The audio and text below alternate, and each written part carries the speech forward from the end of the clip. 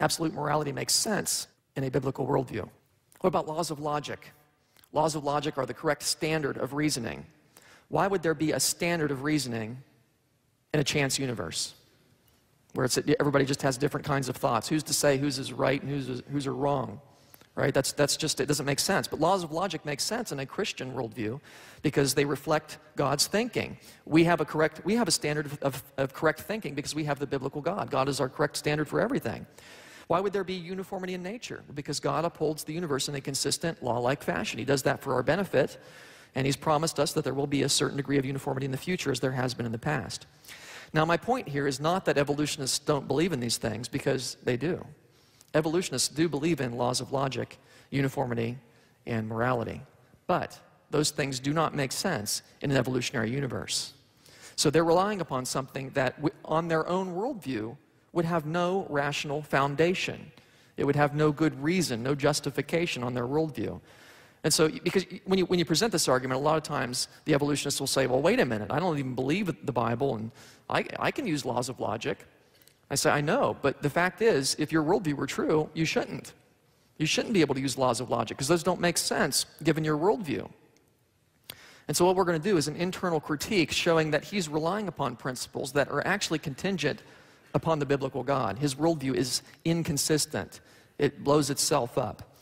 And just to illustrate this, on the surface it may seem like we have two competing worldviews. We've got the biblical worldview and the secular worldview. Take your pick. You like the Bible, you like naturalism. You like blue, you like flame color.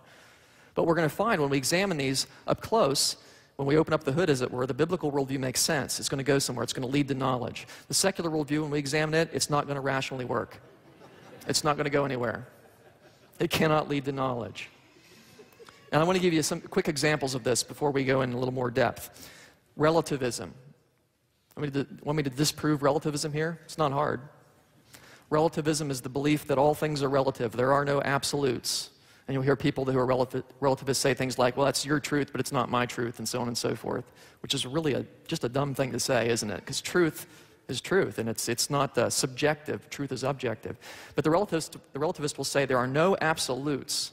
And of course, the question you want to ask is, are you absolutely certain? Yeah. You see, the statement, there are no absolutes, is an absolute statement. So if it's true, it's false. Therefore, it's false. Easy to refute relativism. What about empiricism? I mentioned to you earlier that many evolutionists are empiricists. They believe that all truth claims are answered by empirical observation, sometimes supplemented with the need for logical consistency.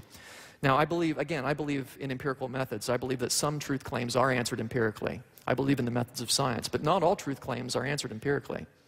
You couldn't answer the question of life after death empirically.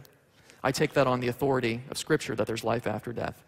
But the empiricist says, oh no, if you can't see it, touch it, taste it, smell it, whatever, it's not real. It's not truth. And so you must eventually ask the empiricist, how do you know the statement itself is true? How do you know that all truth claims are proved by empirical observation? Did you prove that by empirical observation? No. You can't observe truth claims, right? That doesn't even make sense. You can't see a truth claim. It's abstract. And so the notion that all truth claims are proved by empirical observation cannot be proved by empirical observation, therefore ought to be rejected on its own standard. See, empiricism refutes itself, just like relativism. Secular worldviews blow themselves up. All you have to do is light the match and let it go. It will circle back around and destroy itself. It's always the case. By the way, the biblical worldview is the only worldview that won't do that. The biblical worldview is the only one that when you apply it to itself, it's self-consistent. It doesn't blow itself up. All secular worldviews do. And I want to give you another example to illustrate this. A debate over biblical creation is a lot like a debate on the existence of air. Can you imagine two people arguing whether or not air exists? What would the critic of air say? Can you imagine this person making this eloquent argument that air does not exist, all the while breathing air, and expecting that we can hear his arguments as they're transmitted through the air? That'd be kind of strange, wouldn't it? You see, the critic of air must use air in order to make a case against air. The fact that he's able to argue at all proves that he is wrong. Likewise, the critic of the Bible must use biblical presuppositions in order to argue against the Bible. The fact that he's able to make an argument at all proves that he's wrong. Because you see, the secularist is standing on Christian ground using God's laws of logic to try and argue against the Christian position. Now, that is not going to work, is it? His position is self-refuting. And so to illustrate this, I'd like to zoom in on a few of these preconditions of intelligibility: laws of logic, uniformity of nature, absolute morality. We'll probably have time to do two this morning. Let's start with absolute morality. I think this is the easiest to understand. It's a good one to start with if you're new to this way of apologetics. If God created us, he has the right to set the rules. Otherwise, why not make our own rules? Well, that's pretty obvious, isn't it? In the Christian worldview, God is good and is the standard of goodness. But if it's just, if we're just rearranged pond scum, why not do what you want? And by the way, it has to be the biblical God, because it's the God who created us and who has revealed himself to us in his word. It's got to be the biblical God. It can't be some other, and I'll talk a little bit more about that later on. If Adam is in your past, if God made you, who owns you? God does. Who has the right to make the rules? God does. And so you end up with absolute morality. Absolutes from God. God sets the rules. If ape is in your past, if you're just rearranged pond scum, why not make your own rules, right? You own yourself, and you can determine your own rules. And so we end up with relative morality. Man sets his own rules.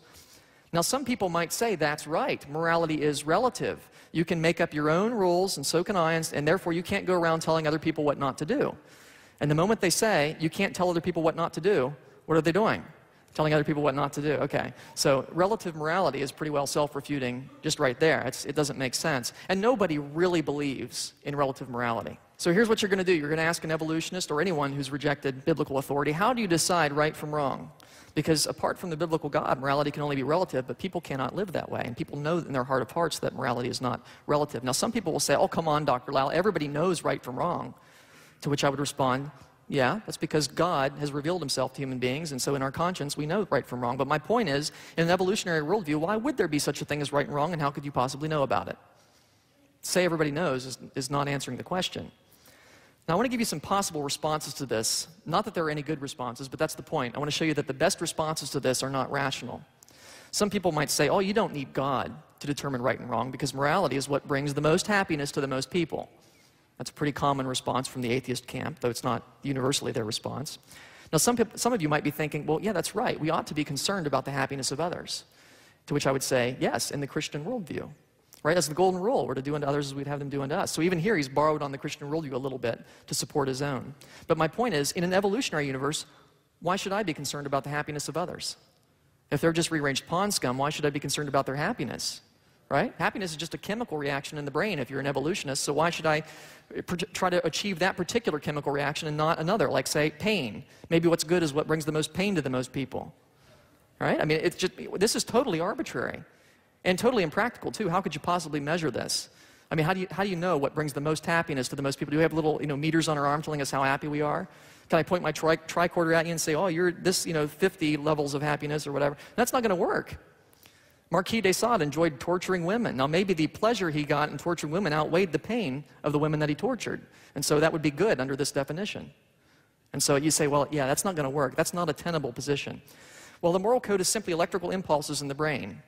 I was debating a PhD neurologist, and this was his answer. And he was a very smart man. I couldn't believe that he gave this ridiculous answer. Because if it's just a section of your brain, if it's just electrical impulses in the brain, why should I follow it? Right? I have other impulses in my brain, too. I don't follow all of my impulses, and that's probably a good thing, right? Because sometimes I'm inclined to do things that maybe are not good. This would not be morality if it's just impulses in the brain. It's not universal laws, and my brain's different than yours anyway. I have different impulses, and so what's good for me would be different than what's good for you. And you can't have objective morality that way. Laws of morality are conventions adopted for the benefit of society.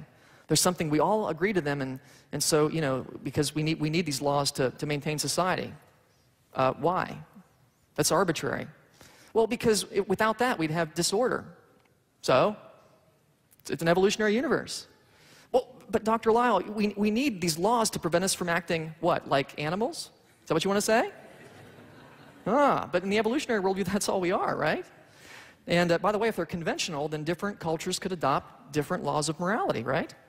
And so you could have different moral codes in different cultures. Now, there have been cultures, in a sense, that have tried this. Hitler thought that it would benefit his society to kill Jews, but I don't think that any of us would say that that is really good. You couldn't say that society is evil if this was the definition of morality, because every society would have its different moral code. So they're not laws if they're just conventions. And by the way, the word benefit assumes a standard of goodness anyway. Who's to say what's good unless you already have a standard of goodness? So it's a bit circular as well. People can adopt their own moral codes. I had one reporter tell me when he was a secular reporter and he was interviewing me. And I said, sure, but if you can, so can I. And you might not like some of the things that I want to do. Maybe I want to shoot you. He got the point. He got the point. He realized that you can't have universal